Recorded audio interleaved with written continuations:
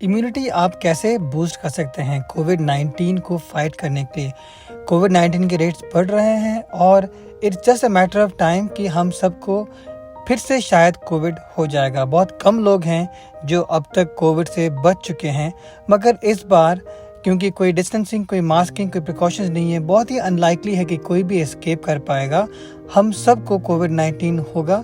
हम में से कुछ लोगों को तो कई बार कोविड का इन्फेक्शन होगा। इसलिए यही वक्त है कि आपको सोचना है कि अपनी इम्यूनिटी को कैसे बूस्ट करना है कोविड को फाइट करने के लिए। इस वीडियो के आखिर तक आपको एक मास्टर क्लास मिल चुकी होगी कि कैसे आप अपने इम्यूनिटी को बूस्ट कर सकते हैं। मैं एक Indian origin, England train, Canada based physician हूँ जो अभी इनरोल्ड है एक post graduate certification in nutrition में हार्वर्ड यूनिवर्सिटी में।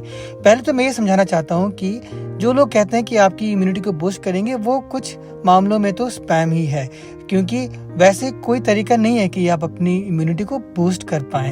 एक हेल्दी इम्यूनिटी हेल्दी शरीर के अंदर रहती है।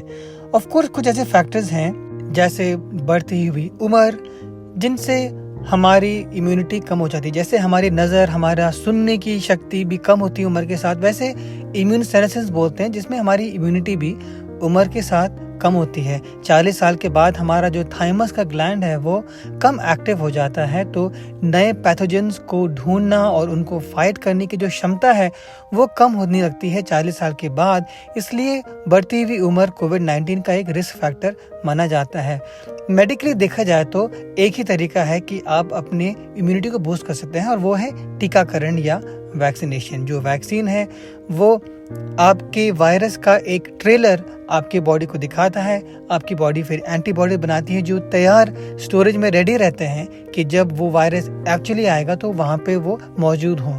न्यू XBB 1.5 का कोविड-19 वेरिएंट बूस्टर नॉर्थ अमेरिका में लाइसेंस हो गया है। अगले महीने तक वो अवेलेबल होगा। तो मैं सबको रेकमेंड करता हूँ कि अगले महीने जब फ्लू वैक्सीन और कोविड बूस्टर अवेलेबल हो तो अपनी लोकल फार्मेसी जाएं और उसको ले लें। इसका एक ही कॉन्ट्राइंडिकेशन है, अगर आपको पिछले 6 महीने में कोविड का वैक्सीनेशन या कोविड का बूस्टर लगा है तो तब आपको नहीं लेना चाहिए।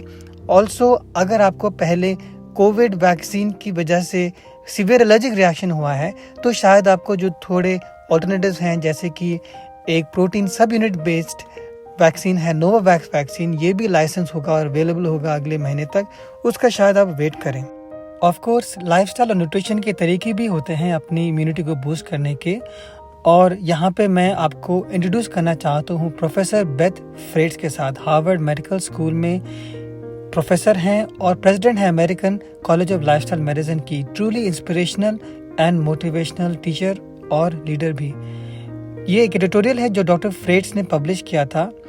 इसमें इन्होंने ये कहा कि जो लीडिंग कॉजेज हैं कोविड-19 के पुअर आउटकम्स के, वो हैं blood pressure, sugar, diabetes, high cholesterol, heart disease.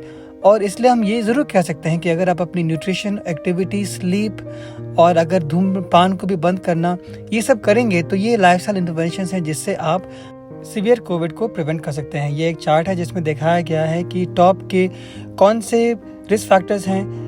Blood pressure, diabetes, cholesterol, heart disease, kidney disease, जो लाइफस्टाइल इंटरवेंशन के थ्रू हम इम्प्रूव कर सकते हैं। जैसे कि डैश डाइट में दिखाया गया है कि ब्लड प्रेशर को कम किया जा सकता है कंपेरेबल टू दवाइयाँ लेना। डैश डाइट के साथ में और भी वेरिएशंस हैं जैसे कि जिसमें कार्ब ऑफ कम किया जाता है और उसके बजाय हेल्दी फैट्स बढ़ाए जाते हैं, जैसे कि एक मेडिटेरेनियन स्टाइल डाइट, उसमें ये भी दिखाया गया है कि ब्लड प्रेशर और भी ज़्यादा कम होता है।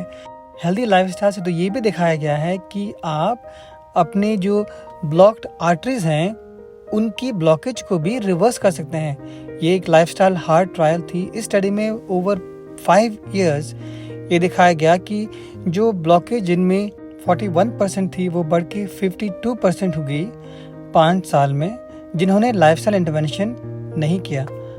मगर जिन लोगों ने की इंटेंसिव लाइफस्टाइल इंटरवेंशन, उनकी ब्लॉक्ड आर्टरी 41% से घट के 37% होगी 5 साल की पीरियड में। हार्ट अटैक जैसे इवेंट्स भी 2 गुना ज़्यादा थे उन लोगों में जिन्होंने लाइफस्टाइल इंटरवेंशन नहीं किया कंपेयर टू जिन्होंने किया। ये रैंडमाइज कंट्रोल ट्रायल थी जिसमें इन्होंने समझने की कोशिश करी कि किस तरह की फूड सब्स्टिट्यूशन हमको करने हैं सैचुरेटेड फैट को रिप्लेस करने के लिए बेस्ट कार्डियक आउटकम्स के लिए।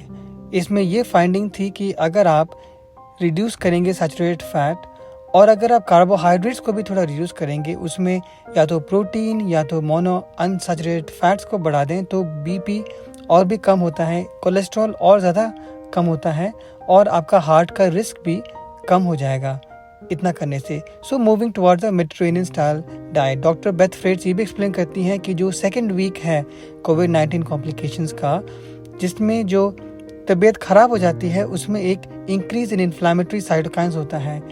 पेशेंट जो होते हैं उनका CRP, उनका इंटरल्यूकिन 6 लेवल्स, ये जब बढ़ने लगते हैं तब हम बीमारी को कंट्रोल नहीं कर पाते, ऑर्गन्स का इस पे ख़राब असर पड़ता है। और ये भी एक पोस्टुलेशन है कि हो सकता है कि obesity, diabetes, blood pressure, heart disease इसलिए रिस्क फैक्टर्स हैं कोविड-19 वर्सनिंग के लिए, क्योंकि इन लोगों में पहले से ही इन्फ्लामेटरी मार्कर्स जैसे कि CRP, फेरेटिन बढ़े रहते हैं और इसलिए बहुत जल्दी इनकी कोविड बीमारी बढ़ जाती है, जिसकी वजह से फिर ब्लड क्लॉटिंग होती है।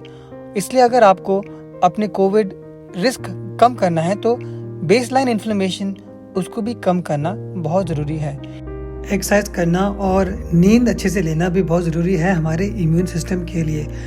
माइक्रो न्यूट्रिएंट्स जैसे कि vitamin D, vitamin E, zinc, omega 3 fatty acids हमारे इम्यून सिस्टम को इम्प्रूव करते हैं। विटामिन सी भी बहुत ज़रूरी है।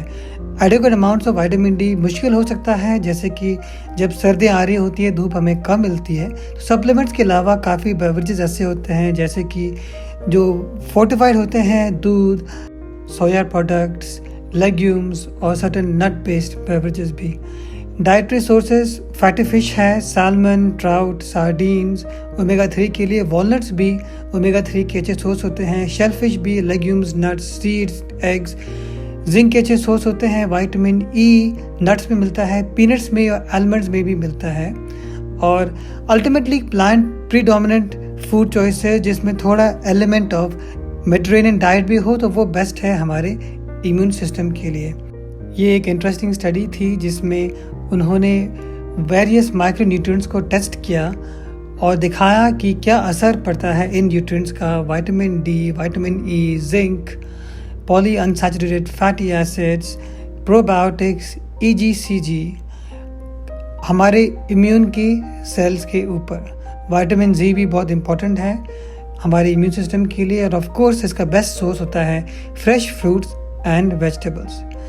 क्वालिटी अनइंटरप्टेड स्लीप, 7 से 8 घंटे से ज़्यादा सोना भी ऑप्टिमल है हमारे इम्यून सिस्टम के लिए।